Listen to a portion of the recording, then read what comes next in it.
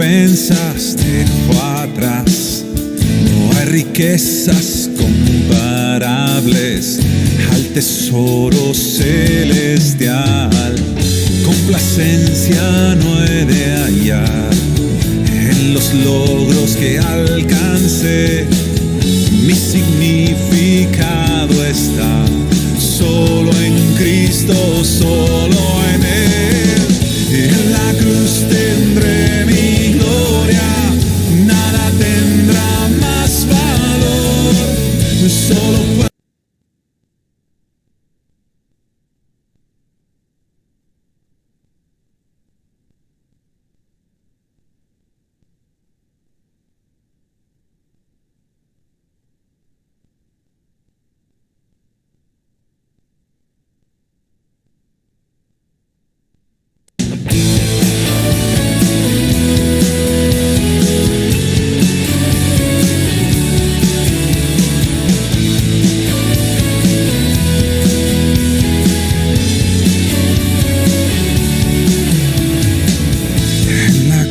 tendré mi gloria, recompensas dejó atrás. No hay riquezas comparables al tesoro celestial. Complacencia no he de hallar en los logros que alcancé. Mi significado está solo en Cristo, solo en Él. En la cruz tendré mi gloria, nada tendrá más valor.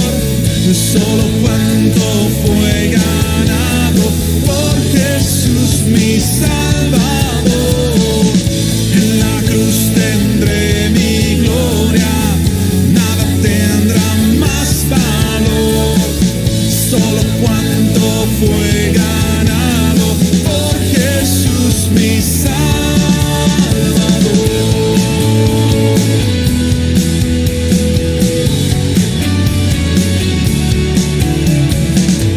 Lejos sea de mí gloriarme, sino en la excelsa cruz.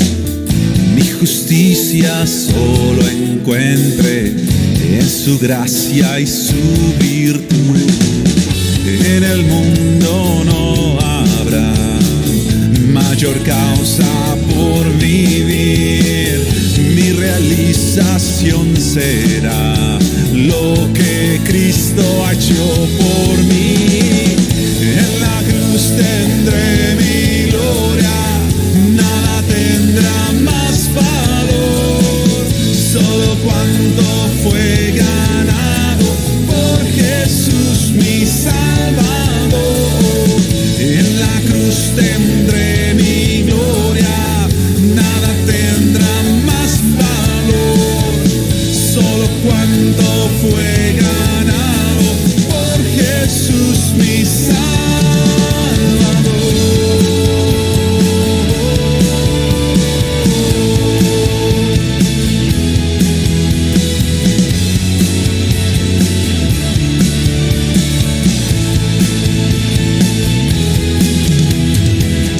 Solo en Cristo me gloriaré, solo su nombre enalteceré. Solo en Cristo me gloriaré, solo su nombre enalteceré. Solo en Cristo me gloriaré, solo su nombre enalteceré. Solo en Cristo me gloriaré, solo su nombre enalteceré. En la cruz tendré mi gloria, nada tendrá más valor. Solo cuanto fue ganado por Jesús mi Salvador. En la cruz tendré mi gloria, nada tendrá más valor. Solo cuanto fue ganado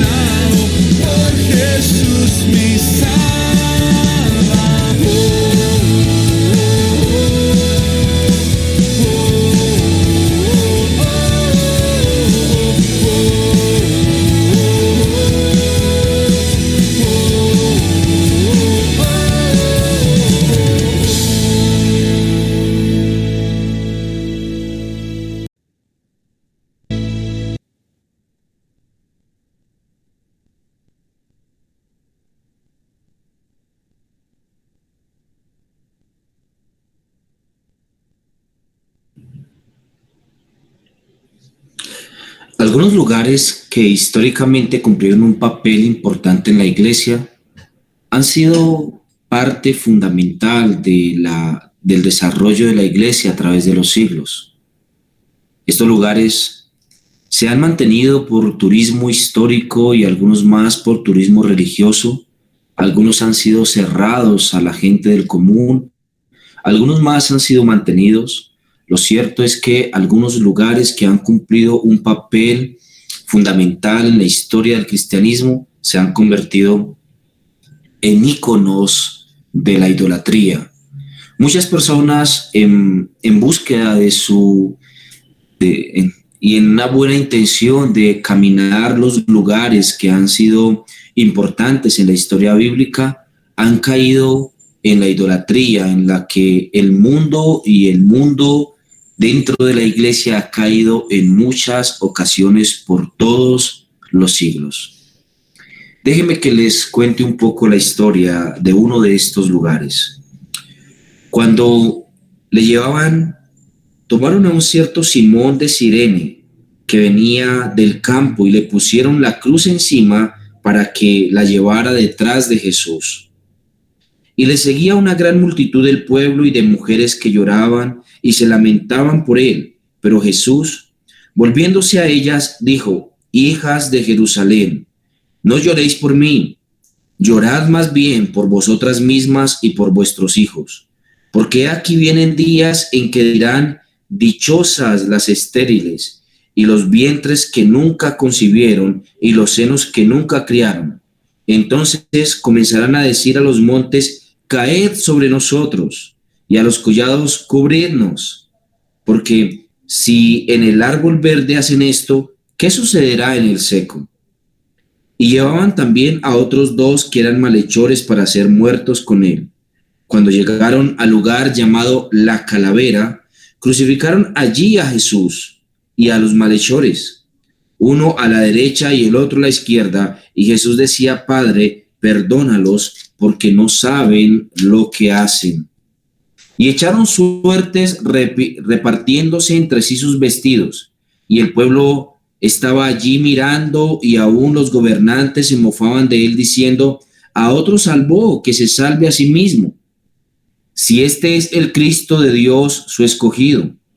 Los soldados también se burlaban de él, y acercándose y ofreciéndole vinagre y diciéndole: si tú eres el rey de los judíos, sálvate a ti mismo. Había también una inscripción sobre él que decía: este es el rey de los judíos. El monte de la Calavera, o Gólgota, como se conoce, ha sido un monte icónico a través de los siglos. No podría esperarse menos sabiendo que sobre este murió el Salvador del mundo, el Mesías. Durante el tiempo de las cruzadas, algunos de estos lugares fueron rescatados, y particularmente el lugar donde se encuentra la iglesia en la cual Cirilo de Jerusalén pastoreó durante algunos años.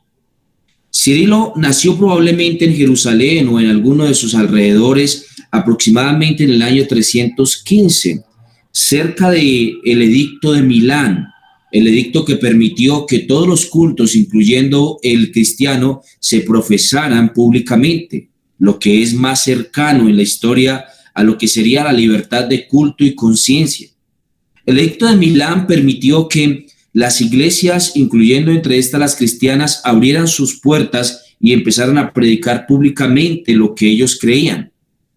Aunque todavía no se encontraba desligada la religión del Estado, sin embargo, lo cierto es que esto dio lugar a la era de las luces de la era primitiva, en la cual muchos cristianos muy doctos y con un gran intelecto y genios en su pensamiento, finalmente pudieran desarrollar un pensamiento teológico concreto y estructurado, cosa que no había pasado antes de esto a causa de que las persecuciones habían enfrascado a los cristianos en estar huyendo aquí o allí o escondiéndose en las catacumbas.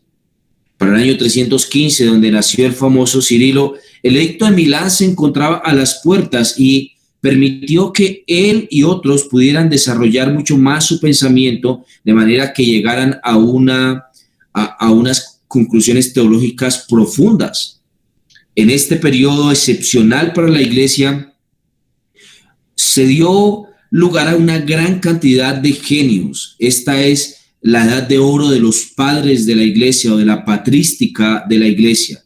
La paz y la tranquilidad que permitió este tiempo permitió que ellos dedicaran sus vidas y sus esfuerzos mayores a indagar en las escrituras sobre la verdad.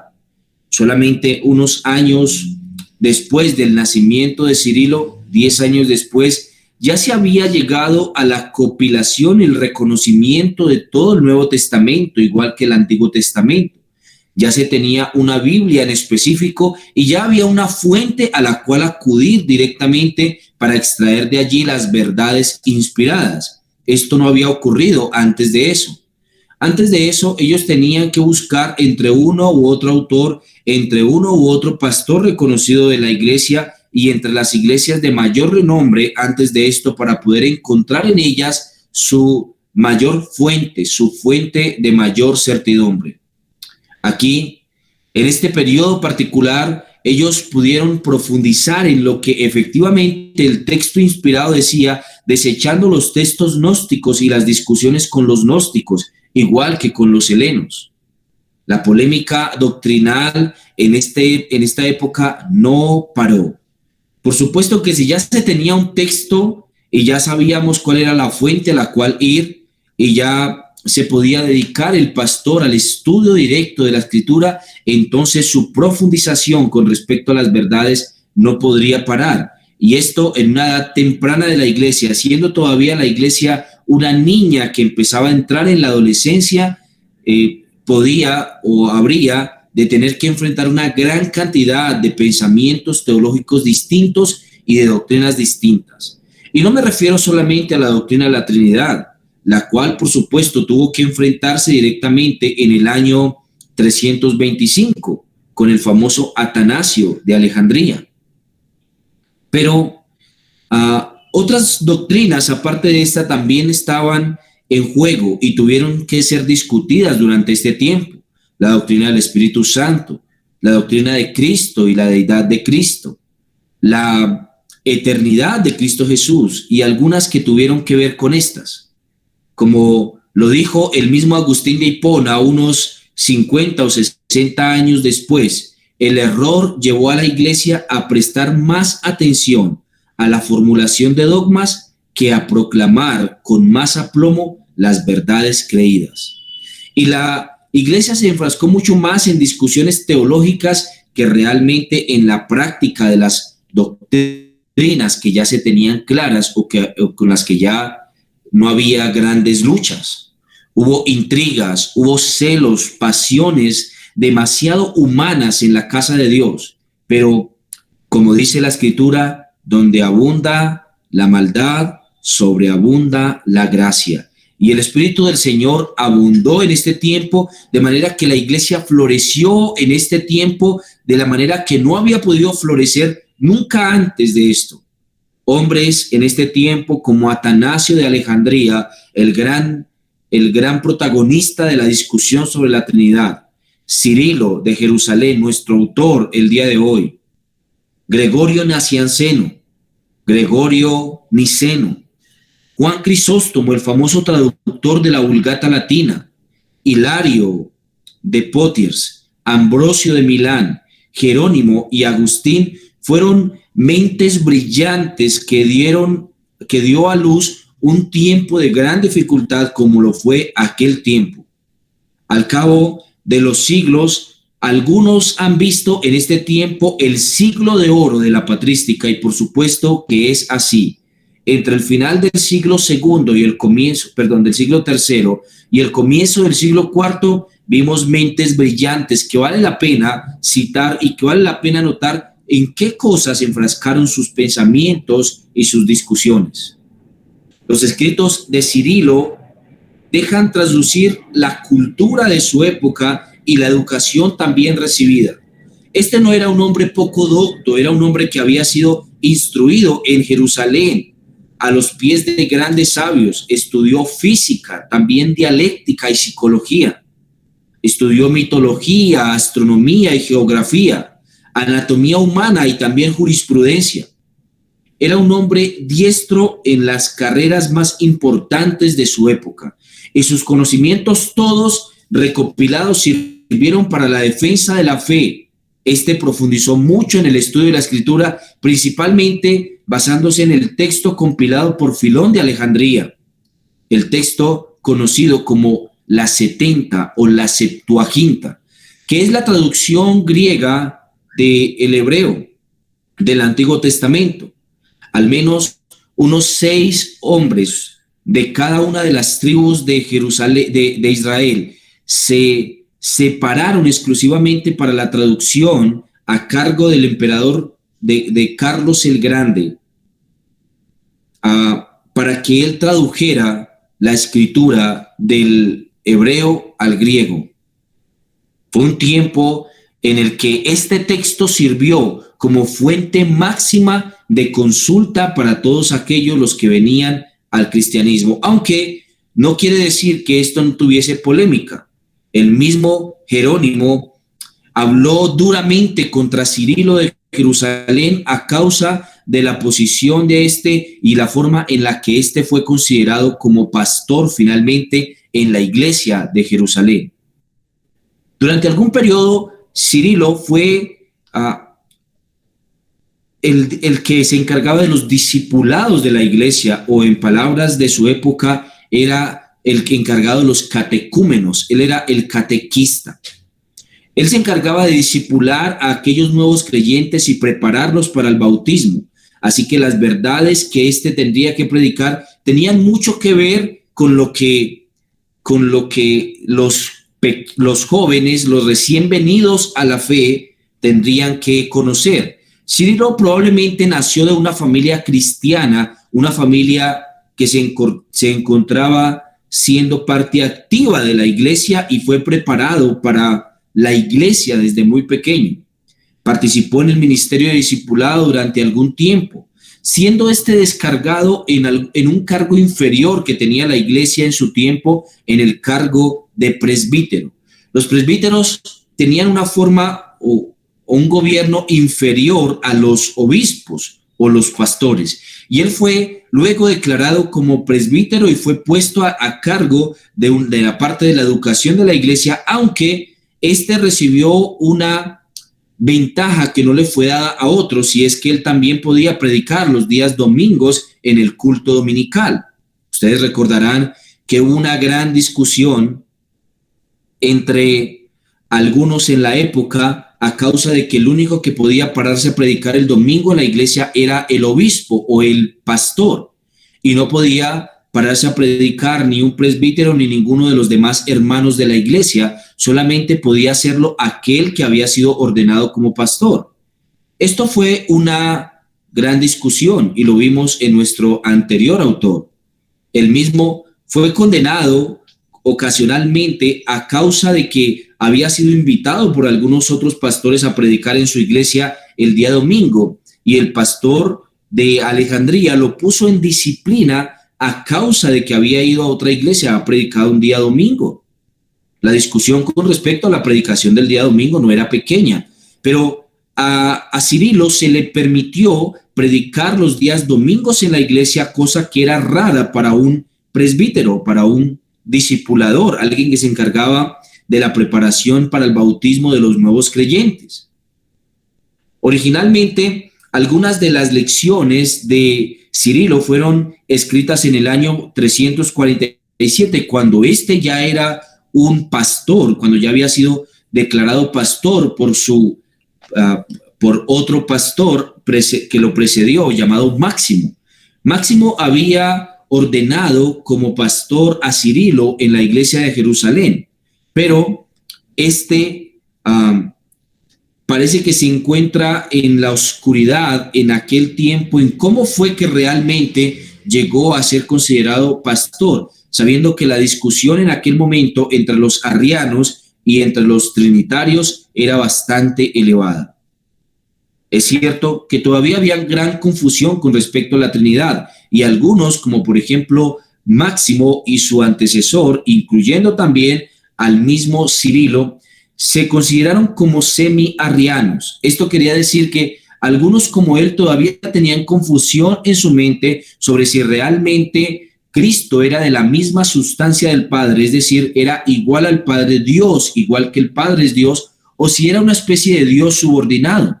Algunos todavía tenían una gran confusión con respecto a esto, y parece que Cirilo no se muestra entre los que tenían toda la claridad o gran claridad con respecto al tema.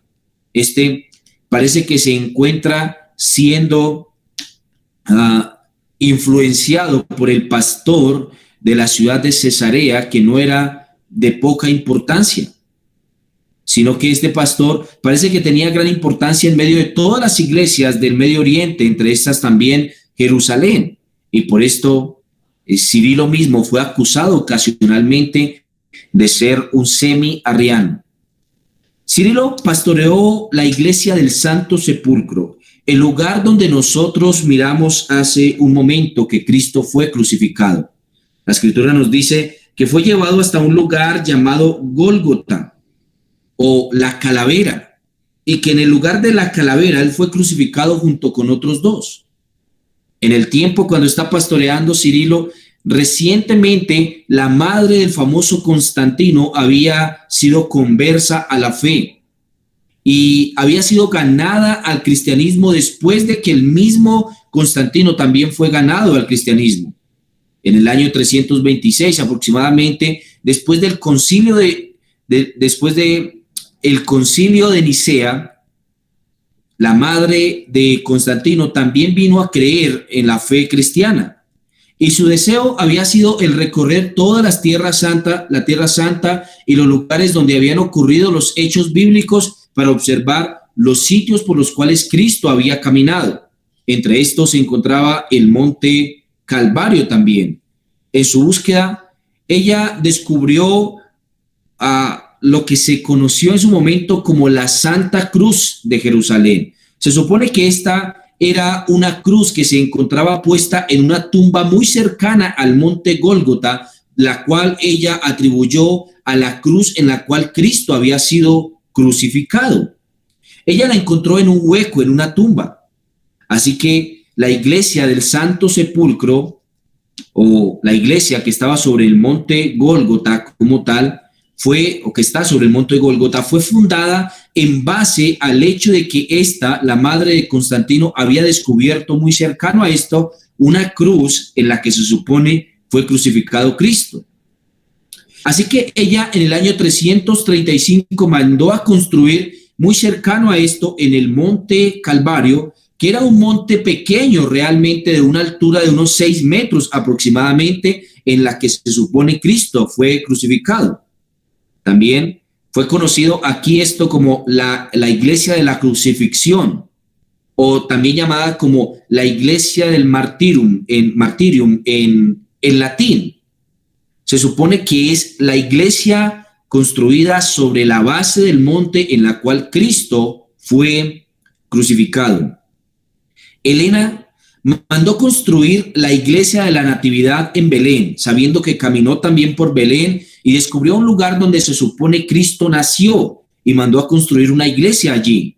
Y también mandó a construir el monasterio de Santa Catalina, que es una iglesia que se encuentra en la base de lo que se supone es el monte Sinaí.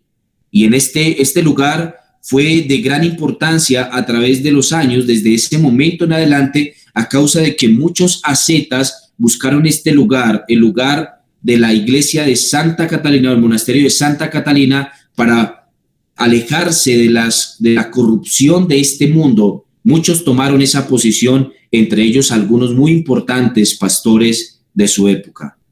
Elena hizo también en Jerusalén un centro de peregrinaje que restauró algo del prestigio de la desolada Jerusalén, que hasta ese momento continuaba siendo solamente ruinas. Grandes colonias de monjes y ascetas se instauraron en la ciudad de Jerusalén después de aquel tiempo, sabiendo que se distribuyó por todo el Imperio Romano el conocimiento del lugar y del linaje del cual venía Cristo el Salvador. Un peregrino origen español, en la Edad Media, se llevó consigo una de las reliquias más importantes de la cristiandad, conocida como el Lignum Crucis. El Lignum Crucis era la mano derecha, de la cruz de Cristo. Se supone que en su caminata por Jerusalén había encontrado la cruz de Cristo y había quebrado o roto una de las manos de esta, que se encontraba todavía con el agujero en el cual fue puesta la mano de Cristo cuando fue clavada. Esta fue llevada hasta el monasterio del Santo Toribio en Liébana, al pie de los picos de Europa, al noreste de la península ibérica, en la región de España. Es tal vez la iglesia más antigua, o el monasterio más antiguo que todavía se conserva en España, y cobró fama porque se supone allí reposó, es una de las manos de la cruz de Cristo en la que él fue crucificado. El Gólgota, el monte Gólgota o el monte Calvario, es un promontorio cerca de 6 metros de altura, cuando mucho. Se encuentra allí sobre la famosa colina o montaña de la piedad popular del arte cristiano. Aquí, en este lugar, fue erigido un templo, el templo del Martirium, o el templo del Santo Sepulcro, también se conoce. Según se piensa, sobre este lugar, esta prominencia del monte, la madre de Constantino, Helena, mandó a que se recortara del monte una piedra cuadrada de cerca de unos 2 metros por 2 metros. Esta piedra fue pulida y tallada, y por los lados fue cubierta de plata, y esta luego, después de allí, pasó a ser parte importante del mismo templo. Aquí en este lugar, Cirilo impartió estas clases y predicaciones de catequesis o de discipulado a los que estaban viniendo a la fe. Las 5 lecciones que él dictaba a los discípulos recién ganados al cristianismo todavía las conservamos el día de hoy. Se conocen como lecciones mistagónicas, y estas eran destinadas a mostrar claridad con respecto a la fe cristiana y a qué era lo que realmente creían los cristianos, aquellos que estaban recién viniendo a la fe antes de ser bautizados. Máximo, el pastor de Cirilo, le había convertido en pastor en el año 350. Y después de que este falleció, en su lugar Cirilo quedó ocupando esta vacante. El primer año de su pastorado fue algo memorable.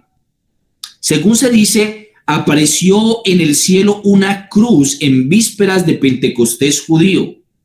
Para este tiempo, el día 7 de mayo del año 351, en el cielo apareció una luz como un fenómeno atmosférico luminoso que tenía la forma de una cruz e iba desde el lugar de la iglesia del Santo Sepulcro hasta el Monte de los Olivos.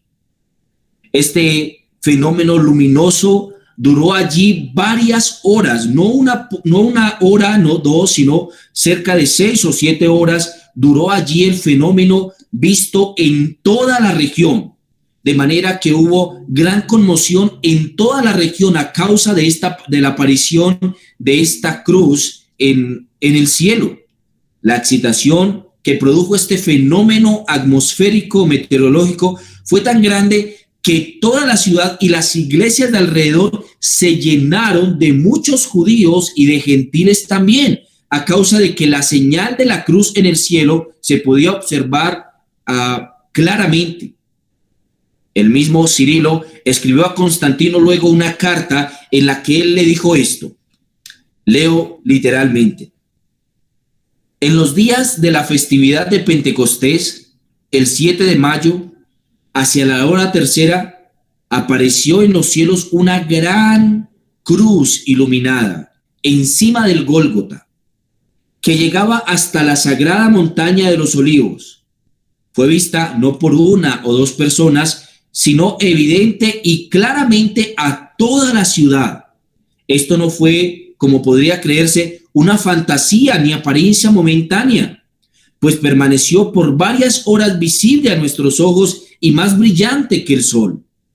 La ciudad entera se llenó de temor y regocijo a la vez ante tal portento, y corrieron inmediatamente a la iglesia alabando a Cristo Jesús, único Hijo de Dios y obrador de maravillas, conociendo por experiencia la verdadera fe de los cristianos. Fin de la cita. Es cierto que este evento parece que trajo a la fe una gran cantidad de gente que, maravillada por la obra del cielo y sabiendo que era la señal de Cristo el que había sido crucificado en el Gólgota, muchos acudieron a la fe por montones, entre estos muchos judíos y muchos gentiles también. Según este tiempo, parece que la iglesia en la cual pastoreaba Cirilo cobró gran importancia a causa del evento meteorológico y a causa de que ahora se encontraba llena de nuevos seguidores, lo que instó a Cirilo a escribir él mismo, después de ya ser el pastor, escribir él mismo las clases que debían impartirse a los nuevos creyentes. Claro que esto no es algo libre de algún tipo de adversidad. Recuerde que para aquel tiempo las discusiones con respecto a la fe y a la teología estaban en boca de todo el mundo. Como lo diría después Agustín de Hipona, muchos estaban pensando en la teoría y muy pocos estaban practicando la piedad. Jerónimo, el famoso traductor de la Vulgata Latina, habló duramente contra Cirilo, diciendo que Cirilo había sido puesto en su cargo de una manera ilegítima, porque Máximo había ordenado a otro hombre para que fuera el pastor de la iglesia del Santo Sepulcro, pero que a causa de que Cirilo se había acordado junto con el pastor de Cesarea algún tipo de acuerdo impropio, este finalmente terminó siendo ordenado por el pastor de Cesarea para que fuera el pastor de la iglesia del Santo Sepulcro en Jerusalén, finalmente. Esto no fue libre de controversia. Algunos le llaman a esto un odium theologicum, en latín, que significa alguna adversidad teológica o un odio por la teología. Jerónimo y Cirilo habían representado dos posturas distintas doctrinales en asuntos muy concretos en aquel tiempo. Jerónimo pertenecía a la sección o a la facción romana, mientras que Cirilo pertenecería a la facción oriental o la facción de Jerusalén, de la postura teológica. Cirilo apoyó a un hombre llamado Malencio, obispo de la iglesia de Antioquía o pastor de la iglesia de Antioquía, semiarriano. Antes de su ordenación como pastor, era también ortodoxo, mientras que Jerónimo apoyó a Paulino, un partidario de lo que se conoce más cerca como a la visión de Atanasio, es decir, la visión de la Trinidad. Paulino entendía que la hipóstasis era una sustancia, que cuando Pablo dice en Filipenses, en el capítulo 2, que se despojó a sí mismo, tomando forma de siervo, él está diciendo que él, en esa unión hipostática entre el hombre y el Dios, se mantuvo siempre pleno.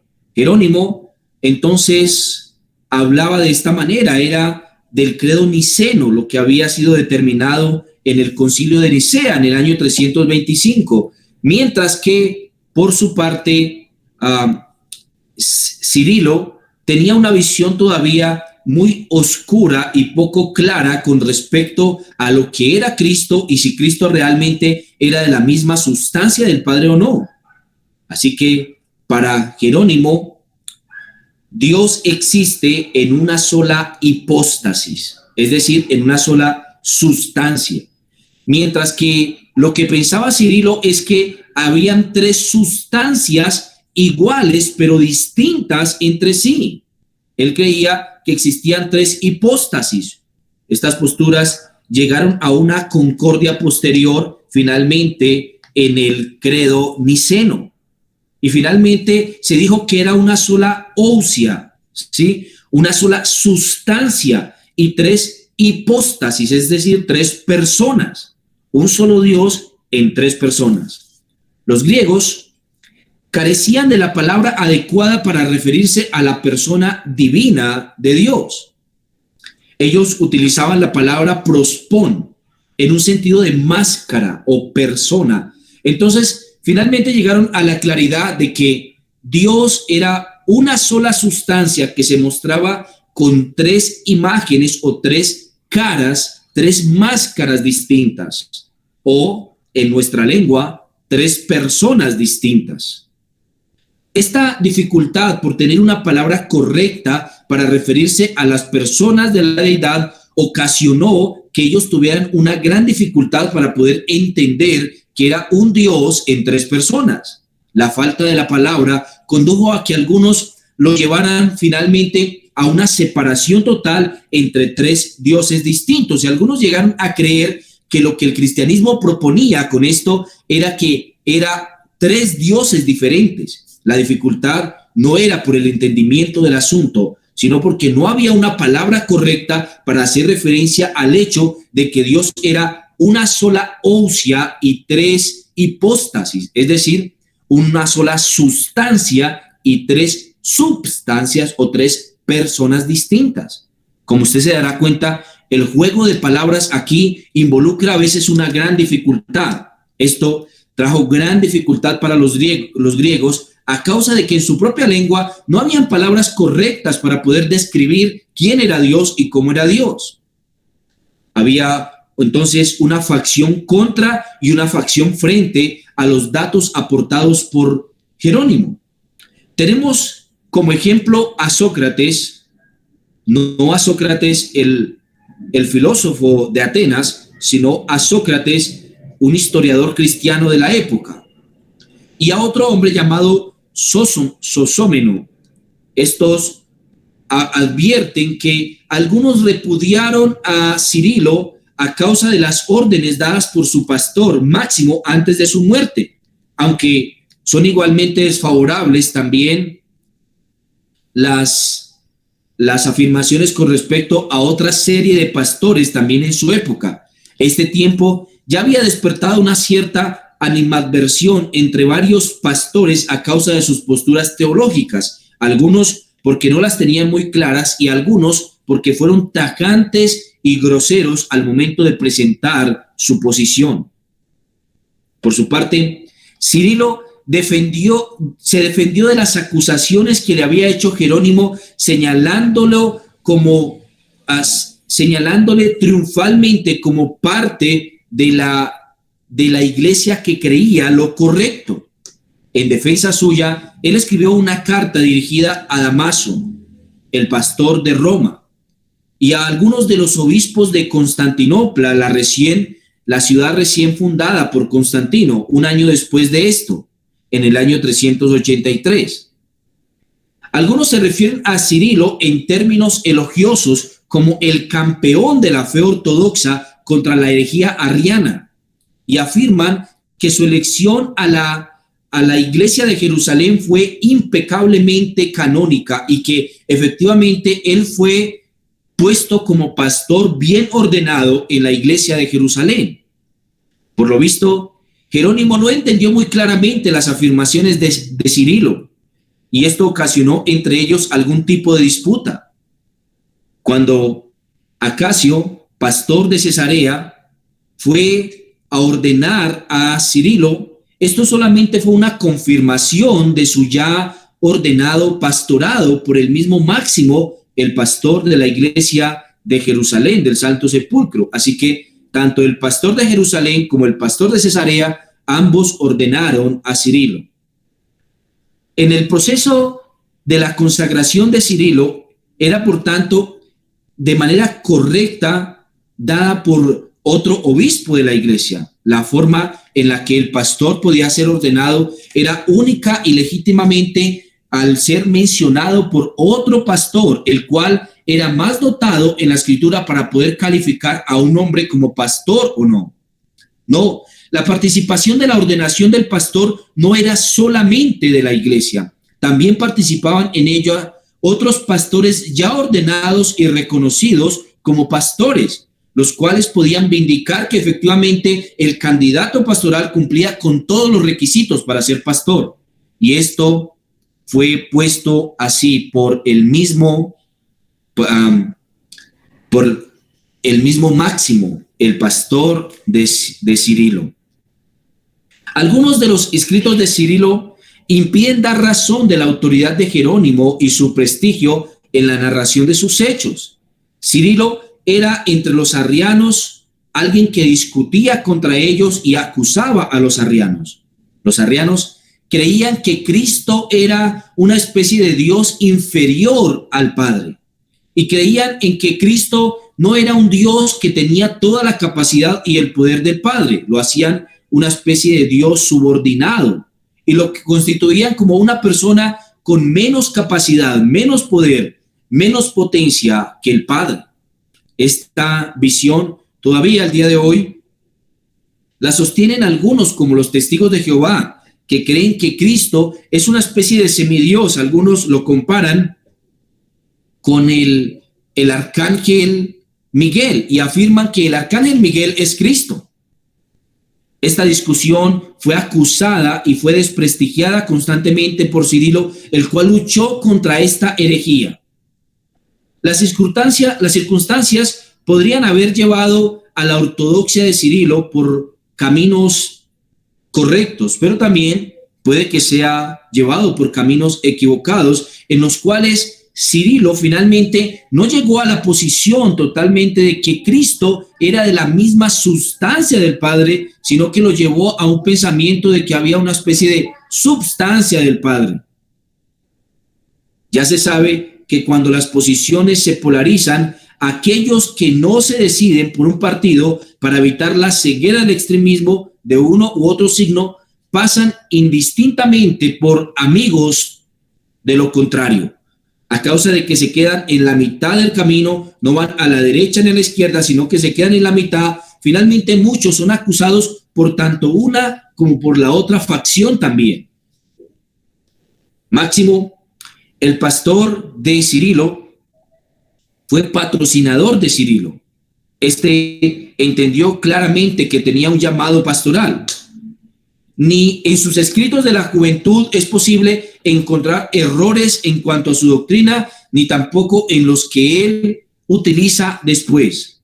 La discusión con respecto al homoiousios o homoiousios, como se discutió en el tiempo, se basaba simplemente en una palabra, la palabra y era homoousios o homoiousios.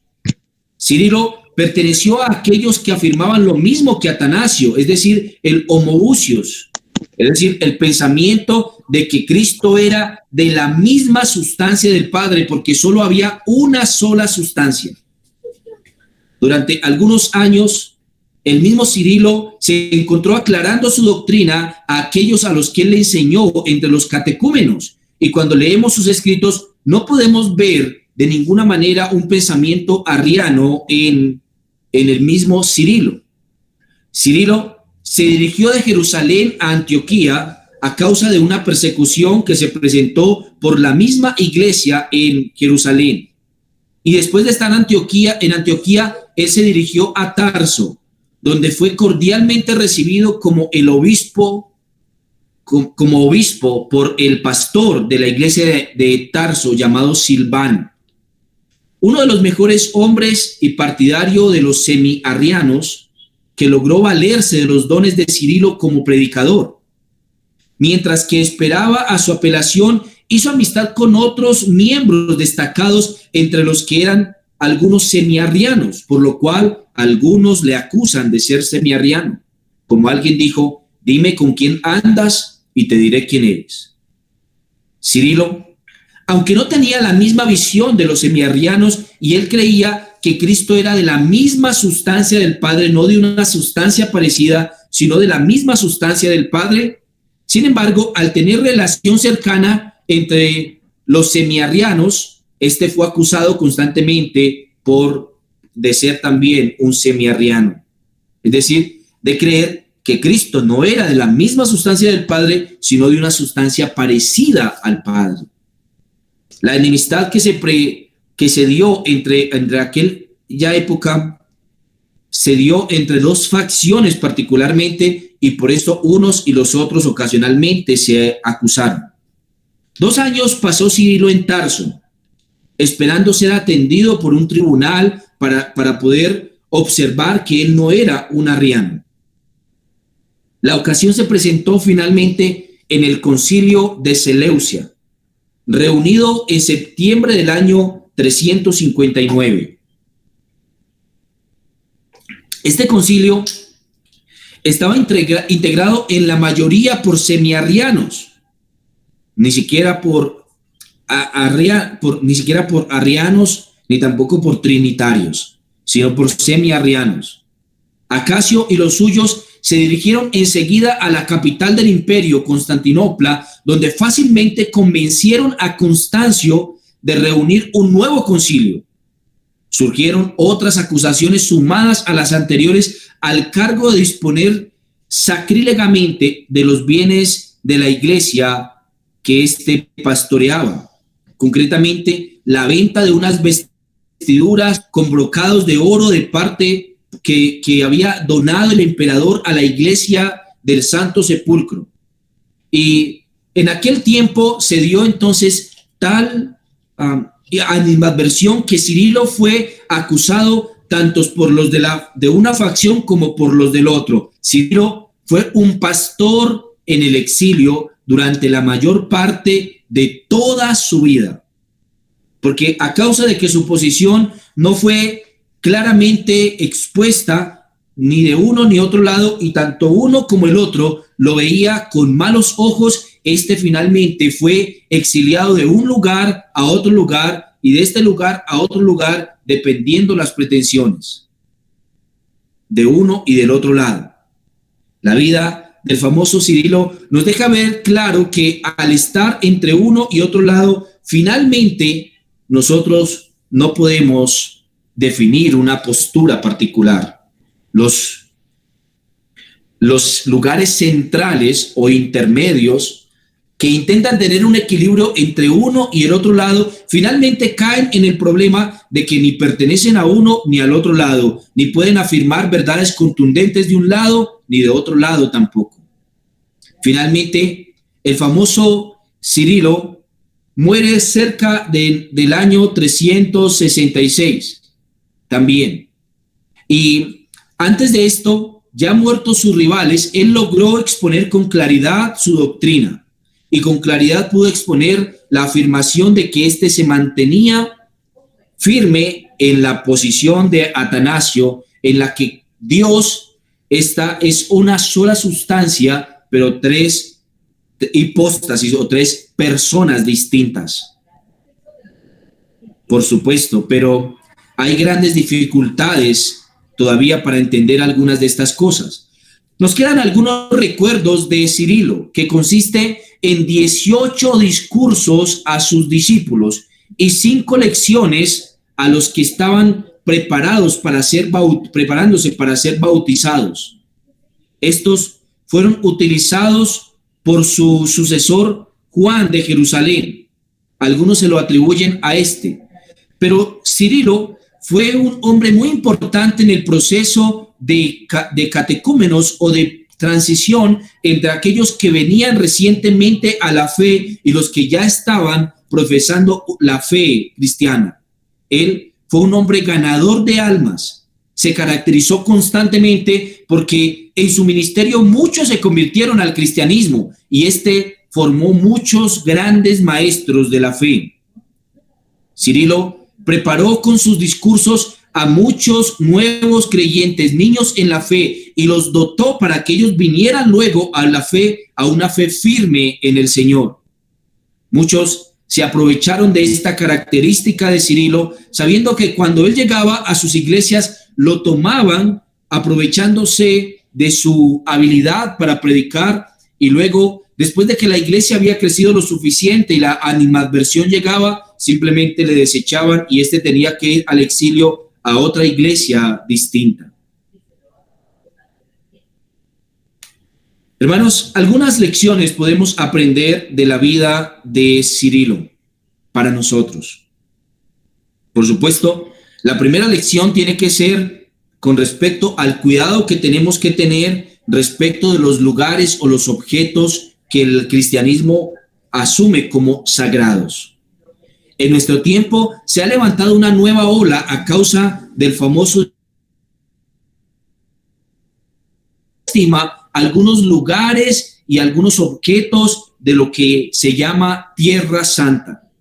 Y debemos recordar que la Tierra Santa tiene este apodo solamente porque Cristo caminó por ella, pero no es que el día de hoy se mantenga siendo santa. El día de hoy, el mismo Jerusalén es una región donde en su mayoría son musulmanes y judíos de religión. Algunos pocos que se caracterizan o que se tildan como cristianos son cristianos ortodoxos que tienen la mayoría de las mismas herejías que el catolicismo romano. Muy pocos son los cristianos genuinos. Son solamente una gota de sangre en un desierto. Nosotros debemos tener cuidado de no colocar en un lugar de mayor importancia lo que realmente tiene. Particularmente el día de hoy, en este tiempo tras la guerra entre Israel y Palestina, en la lucha ahora mismo en Gaza, se han abierto una gran cantidad de personas hablando con respecto a la lucha de la Tierra Santa y que están atacando al país de Dios, pero esto no es verdad. Debes orar por Jerusalén, orar por Israel, como debes orar por cualquier nación que se encuentra en guerra. El pueblo de Dios, la Tierra Santa, es la iglesia. La iglesia es una tierra fértil y prometida, es una tierra santa del Señor y la iglesia es el pueblo elegido por Dios. El cuidado con respecto a objetos y lugares debe ser con una intención puramente histórica. Si tú vas a estos lugares, visitas estos sitios, debes tener simplemente que el valor que esto tiene es un valor histórico, pero que ni el muro de los lamentos, ni tampoco la basílica del sepulcro, ni tampoco la tierra cercana a Jerusalén, el templo de los olivos, cualquiera de los otros lugares tienen una representación santo en sí mismo, simplemente lugares de culto que expropiados a una religión, otra religión lo puede usar, como hemos visto que ha ocurrido tantas veces. La misma iglesia, la famosa iglesia que se encuentra construida sobre lo que fuera el templo de Jerusalén, hoy mismo es una mezquita musulmana. Hay mucho que tenemos que aprender de esto y mucho menos romance que tener y mucho más pensamiento histórico sobre estos lugares debemos tener. Hermanos, el error con respecto a los objetos sagrados todavía se mantiene el día de hoy. Muchas iglesias fueron en este tiempo famosas porque afirmaron tener uno de los objetos del tiempo de Cristo, fuera la cruz, fuera tierra del Gólgota, fuera alguna piedra del templo de Jerusalén o cualquier otra cosa. Este tiempo vio claramente el resurgir de esto. Luego, después de esto, muchas se hicieron famosas por afirmar tener los huesos de alguno de los santos. Fuera de Jacobo, fuera de Andrés, de Pedro, de Pablo, muchas iglesias se afirmaron sagradas y milagrosas a causa de tener uno de estos objetos. Debemos volver a la Escritura y recordar que ningún objeto tiene ningún poder mágico. El poder lo tiene Dios y solamente Dios. Hermanos, No son pocas las sectas que hoy en día intentan enseñar algún tipo de artilugio sagrado, fuera el agua bendita, la cruz del Gólgota o cualquier otra cosa. Muchas de ellas intentan hacer mercadería de la fe de estos objetos, pero mis hermanos, solamente en Dios hay salvación. Aunque hubiese sanidad con algún tipo de objeto como agua bendita, cosa que es falso, aún así la sanidad no es salvación. Solamente la fe en el Señor Jesucristo salva, y la conversión a su reino. Algo más podemos aprender de la vida de Cirilo, y es que aún nuestras vidas y la vida de nuestros pastores puede ser vidas que no estén libres de la polémica. Algunas de las vidas de los pastores de nuestro tiempo también y de nosotros mismos pueden estar sujetas a polémicas por algún tipo de afirmación doctrinal. Esto ni descalifica a los pastores ni debe llevarnos a mirar con otros ojos.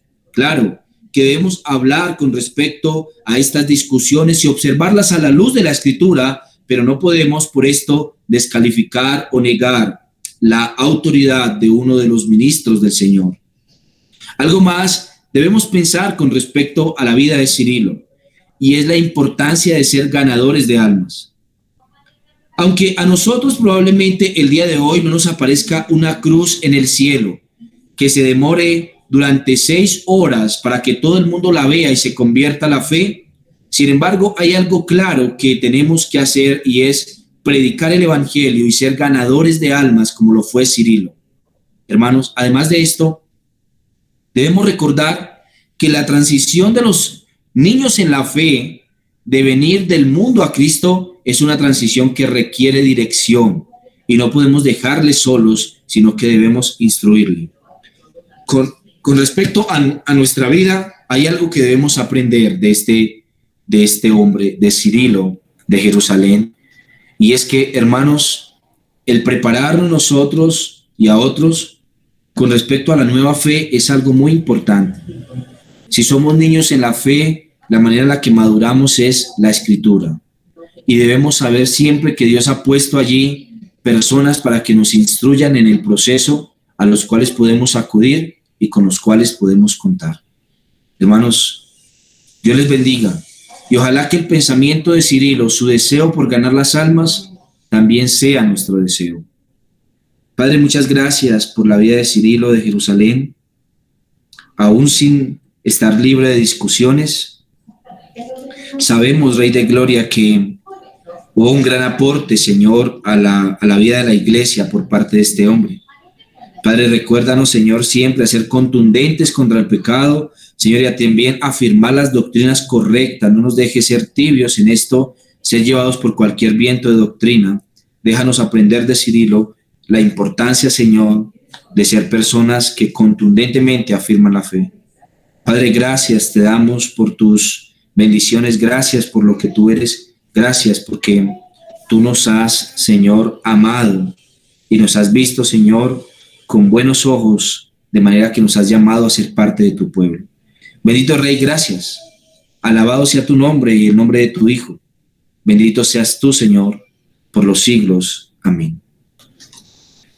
Mis hermanos, Dios los bendiga mucho y los guarde. Dios haga resplandecer su rostro sobre ustedes el día de hoy. Y hermanos, que esta intención de Cirilo sea nuestra intención siempre, de recordar a algunos el poder que hay en el Evangelio, el poder que hay en nuestro Dios, el poder que hay en su gracia y en su salvación. Dios los bendiga, hermanos, y firmes y adelante. Tenemos un poderoso Dios, el cual nos ha llamado de las tinieblas a la luz. Dios los bendiga. Chao, chao. Feliz día.